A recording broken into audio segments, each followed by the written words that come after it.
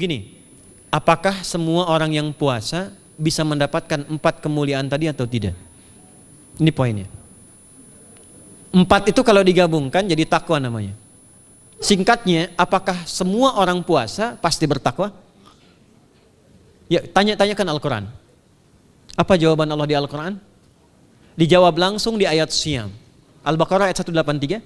Ya ayyuhalladzina amanu kutiba alaikumus kama kutiba alal ladzina min la'allakum. Nah, kalimat tattaqun itu diawali dengan kata la'allakum. La'alla itu namanya harfu taraji. Saya ulang ya, di ilmu nahwu la'alla disebut harfu taraji. Al-Imam As-Suyuti berkomentar begini. Setiap ada satu harapan, keinginan besar yang ingin dicapai, tapi diawali dengan kata la'alla atau la'allakum, ini menunjukkan bahwa harapan itu, alhamdulillah, harapan itu tidak mungkin bisa dicapai kecuali dengan kesungguhan, keseriusan. Jadi ketika Allah menutup kalimat puasa, ayat puasa dengan kata la'allakum, seakan memberi kesan tidak semua orang puasa akan mendapatkan kenaikan takwa dan jaminan 4 kemuliaan tadi kecuali orang yang serius puasanya, orang yang sungguh-sungguh puasanya. Karena itulah untuk menunjukkan kesungguhan itu, bagian terakhir kita, Nabi memberikan 3 amalan utama. Saya akan bacakan dengan cepat 3 amalan utama yang dikuatkan oleh beliau kepada para sahabat sebelum tiba Ramadan dan sampai sekarang menjadi kurikulum Ramadan Nabi. Jadi kalau ibu bapak ingin mengeluarkan kurikulum Ramadan Nabi, nanti bikin agenda saat Ramadan ya, supaya nggak pusing nanti kalau masuk hari pertama apa yang dikerjakan, hari kedua apa yang dikerjakan, subuh apa, siang apa, sore apa. Cuman nanti saya berikan 3 yang pokok ini. Ada 3. 1, meningkatkan sholat. Saya ulang ya, meningkatkan apa? Sholat. Kalau meningkat secara singkatnya berarti bertambah dari yang sekedar fardu, tambah dengan apa? Sunnah. Maka dari sekarang keluarkan semua jenis sholat-sholat sunnah. Keluarkan dari sekarang apa saja, siang dan malamnya. Yang rawatib ada berapa rawatib? Rawatib 12. Ya, rawatib itu yang melekat dengan sholat fardu dan menentukan untuk memperbaiki sholat fardu. Menambah, jadi kalau kurang khusyuk ditambah dengan sunnahnya disebut rawatib. Bisa sebelum, bisa setelah sholat fardu. Ada 12 dari hadis Nabi SAW. Man shalla isnatai asyrata rak'atan, siapa yang sholat 12 rakaat fi yaumin wa lailatin, yang mengiringi sholat fardu siang dan malam, ya, bunyalahu bihinna baitun fil jannah, maka akan dibangunkan baginya satu rumah di surga kalau konsisten menunaikan 12 itu sampai meninggal dunia. Sahabat yang mendengar itu mengatakan kompak semuanya, sejak mendengar hadis itu kami usahakan istiqomah sampai meninggal tidak meninggalkannya. 12 itu 2 sebelum subuh, cepat. 4 sebelum zuhur, 2 setelah zuhur, 2 setelah maghrib, 2 setelah isya. 2 rakaat sebelum subuh, 4 rakaat sebelum zuhur. Kalau nggak bisa 4 rakaat karena terbatas waktunya, boleh 2 rakaat khusus untuk sebelum zuhur. Kalau nggak bisa 4, boleh berapa? 2. Dalilnya hadis Ibnu Umar radhiyallahu taala anhuma. Kata beliau, hafidtu asyra rakaatin, saya hafal 10 rakaat dari Nabi sallallahu alaihi wasallam salat sunnah. Maka menyebutkan sebelum zuhur 2 rakaat. Baik, jadi 12 ya, 2 sebelum subuh, 4 sebelum zuhur, 2 setelah zuhur, 2 setelah maghrib, 2 setelah isya. Ini yang disebut dengan rawatib. Jamak dari kata ratib. Di luar ini mutlak. Mutlak ini ada yang berdampingan dengan salat fardu, ada yang terpisah. Contoh yang berdampingan, 4 rakaat sebelum asar. 4 rakaat ini bukan disebut rawatib, tapi salat mutlak. Cuma waktunya berdampingan dengan salat fardu. Jadi dia nggak memengaruhi salat fardu, cuma punya keutamaan sendiri. Apa keutamaannya? Hadis Ibnu Umar radhiyallahu taala anhuma, ketika beliau menyampaikan qala Nabi sallallahu alaihi wasallam rahimallahu ra'an shalla qabla al-asri arba'an. Allah akan menambahkan rahmat pada orang yang terbiasa salat 4 rakaat sunnah sebelum salat asar. Jelas ya? Baik. Kemudian apalagi setelah itu? Salat di antara 2 adzan dan 2 adzan ini, adzan dan iqamah. Ya, di antara adzan dan iqamah. Tahiyatul masjid. Apalagi misalnya salat duha. Duha dibagi 3. Awal duha itu kurang lebih 1,5 jam setelah salat subuh. Subuh sekarang misal 4:30, maka jam 6 muncul awal duha. Namanya syuruk. Saya ulang, salat apa namanya? Syuruk itu salat awal duha. Jumlah rakaatnya 2 rakaat. Man shalal ghadata fil jama'ati thumma yaqudu yadhkurullah subhanahu wa ta'ala fa yusalli rak'ataini fakana alaihi ka ajri umratin wa hajjin, ya ka ajri ummatin wa hajjin tamatan. Siapa yang salat subuh 2 rakaat dengan berjamaah, ya, dan umumnya kalau berjamaah bisa ke masjid di masjid. Kalau tak mampu ke masjid, tunaikan di rumahnya. Setelah itu tidak beranjak dulu, dia duduk untuk berzikir kepada Allah. Zikir itu bisa baca Quran. Quran surah 15 ayat 9 itu Quran disebut dengan zikir. Quran surah 54 ayat 17, 22, 32, 40 itu Quran disebut dengan zikir. Bisa baca Quran, bisa berdoa. Doa disebut dengan zikir. Quran surah ke-7 ayat 205. Ya. Bisa dengan apa lagi? Bertafakur, ya, mengaji, ta'lim, itu disebut dengan zikir. Ali Imran ayat 190 191. Alladzina yadhkuruna Allaha qiyaman wa qu'udan wa 'ala junubihim wa yatafakkaruna fi khalqis samawati wal ard, ya, disebut dengan zikir. Bisa bertasbih.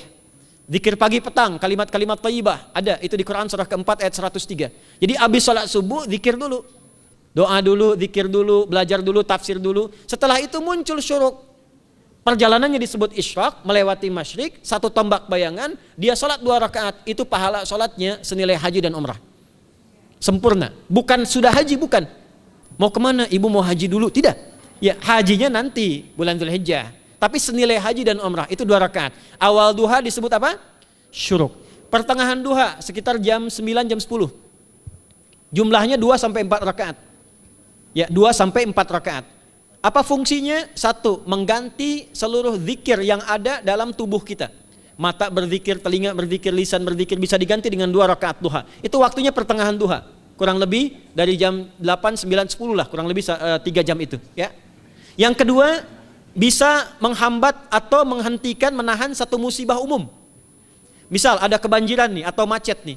Orang-orang kena macet. Bapak yang biasa sholat duha pertengahan itu tiba-tiba ditolong oleh Allah, dibebaskan. Tiba-tiba ada orang datang, Pak lewat sini di sana macet. Atau dibimbing ada kontraflow. Itu manfaatnya duha tuh. Yang pertengahan. Yang terakhir adalah akhir duha. Sekitar jam 10 sampai jam 11 menjelang ke zuhur.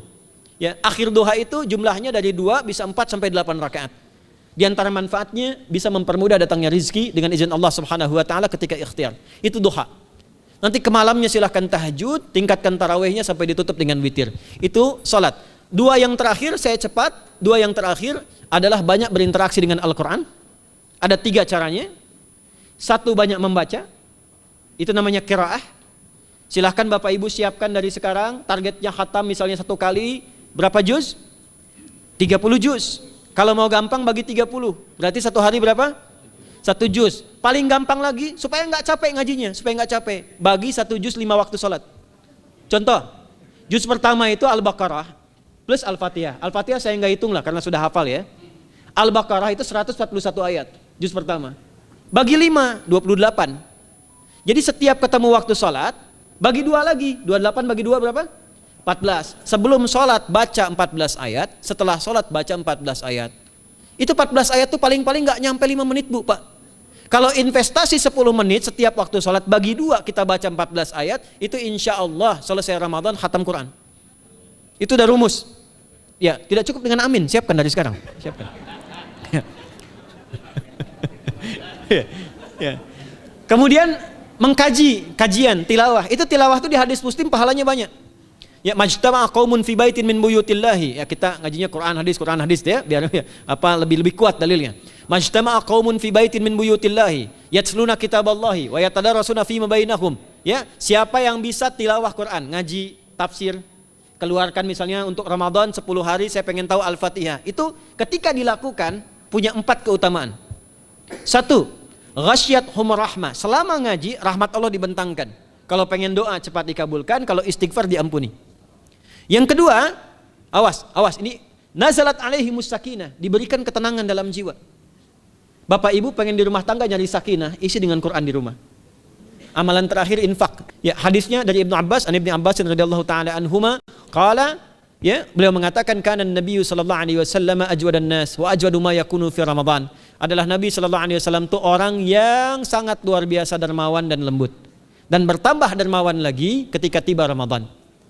Apa yang dilakukan Nabi? Mensupport sahabat, siapapun yang punya anggaran untuk infak, disiapkan sebelum Ramadan.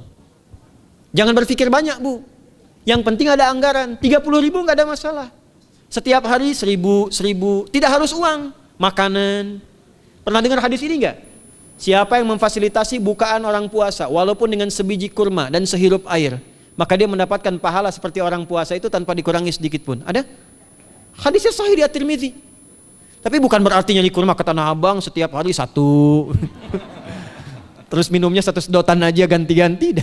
Ya, maksudnya apa? Yang paling minimal kita bisa keluarkan.